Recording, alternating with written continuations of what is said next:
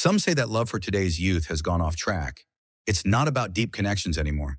Just two people burning through their parents' money and each other's to build a fake dream together. In that dream, they dine, drink, laugh, and love.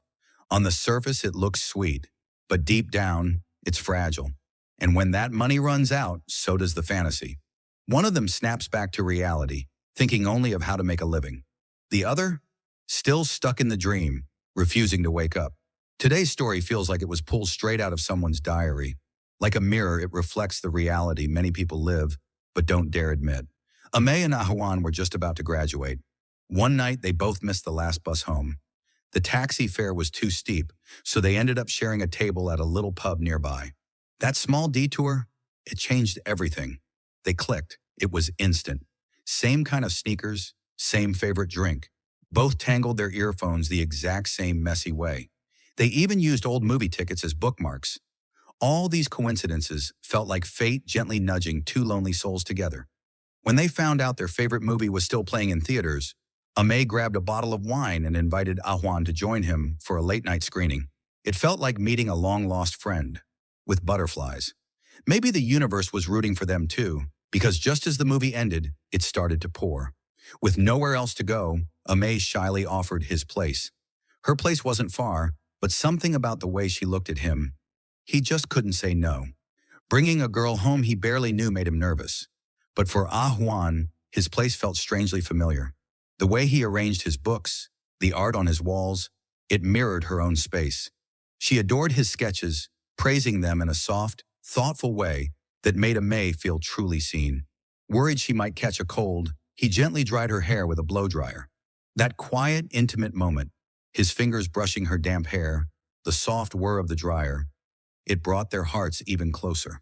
The next day, as they were parting ways, Ahuan hesitated, then blurted out an invite to a museum exhibit on mummies. The excitement in their eyes said it all. That weekend, they arrived early at the museum, nervous and smiling like any couple on a first real date.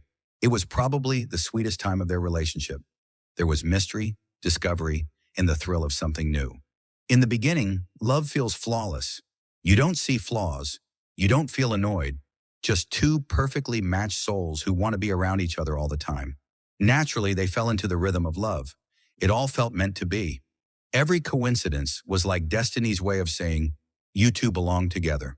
Loneliness faded, replaced by companionship that felt impossible to live without. They did what all couples do, laughed, lived, and eventually moved in together. That small apartment, once dull and empty, was now filled with warmth and passion. Amay and Ahuan couldn't imagine ever being apart. Ahuan couldn't understand why anyone would ever cheat. To her, loving someone meant staying for life. Wrapped in their beautiful little world, they lived several months of pure joy. But as graduation approached, reality crept in. It was time to find jobs. Amay watched proudly as Ahuan, dressed in the smart professional clothes, headed out for interviews. He stood on the balcony, silently cheering her on. But love doesn't protect you from rejection. Her first interview? A failure. When she called him in tears, he didn't even finish dressing before running out to find her. She sobbed in the subway like a lost child. She hated how stifling the work environment felt. Amay, always thoughtful, told her not to force herself into something she hated. But they were young, too young to understand just how cruel the world could be. Eventually, they met each other's parents. Ajuan's family wanted her to find a stable, respectable job. They didn't want their daughter struggling. Amay's father was harsher. Upon learning his son was just an illustrator, he immediately cut off his financial support, demanding he find a real job. From that day on, their carefree life came crashing down. Money was gone, and with it, the illusion of a perfect love. Everything grew tight, stressful. No more gifts, just sweet words to keep their bond from fading. Amay, once passionate about drawing, had no choice but to set his dream aside. He took his father's advice and started job hunting.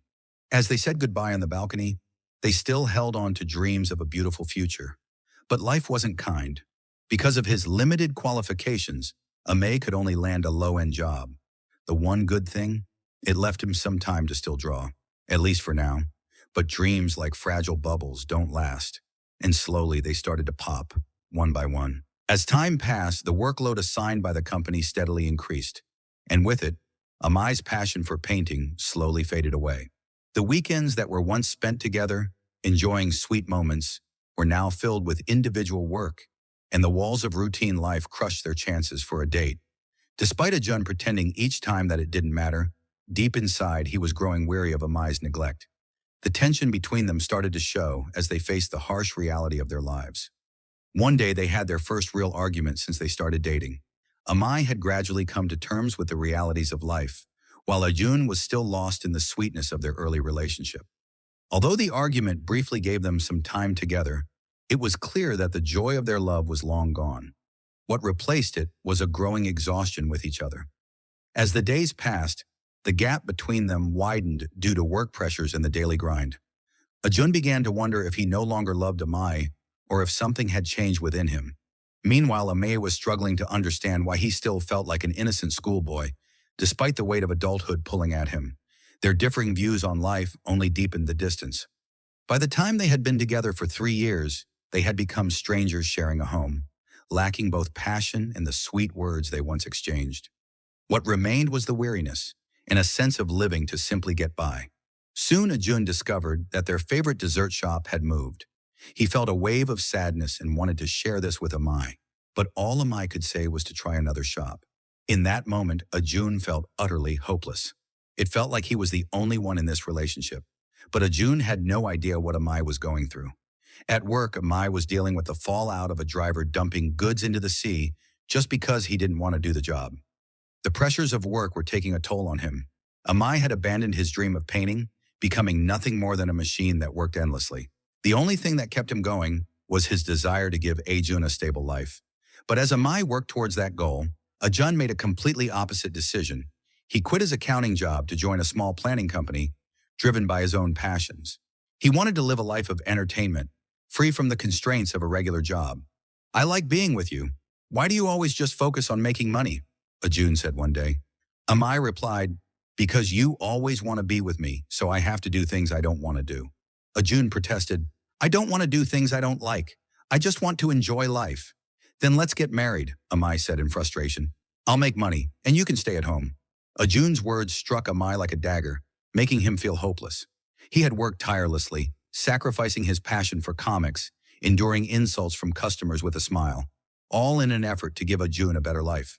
But Ajun seemed only interested in his own comfort. It felt like Amai had been giving everything, only to have his efforts ignored. It seemed like the love between them had faded, leaving behind only exhaustion and bitterness. Love can disappear unless both people continue to grow and maintain their individuality. If one person grows tired, love fades. Both of them knew their love had reached its end, but they didn't know how to tell each other. It wasn't until a friend's wedding that they realized the truth. As they watched the groom lift the bride's veil and kiss her, they understood that true love begins with mutual support, not the sweet moments they once shared. But by then, they had already strayed too far from this path. What remained between them was only weariness and an unspoken exhaustion. They decided to meet one last time, taking a ride on the Ferris wheel. What should have been an exciting moment felt hollow and boring. On the way back, they shared a secret. Ajun didn't like wearing white shoes and Amai didn't like mummies. In that moment, they realized that the little things they once thought they shared in perfect harmony were no longer the same. They ended up revisiting the places that held their most intimate memories. Looking at old photos, they remembered the days when their love felt like a blooming rose, full of sweet affection. But now, looking back, all they felt was sadness and loss. Finally, they said goodbye. Despite the sadness and reluctance, they both knew that they no longer fit into each other's future. Months later, they each started new lives.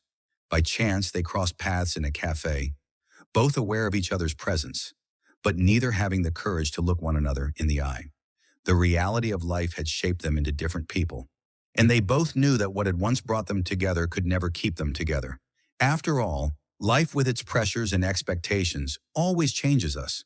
How could two people, so different, continue to stay in sync? If this story touched your heart, don't forget to like, comment, and subscribe. Share it with someone who once meant everything. More real, emotional stories coming soon.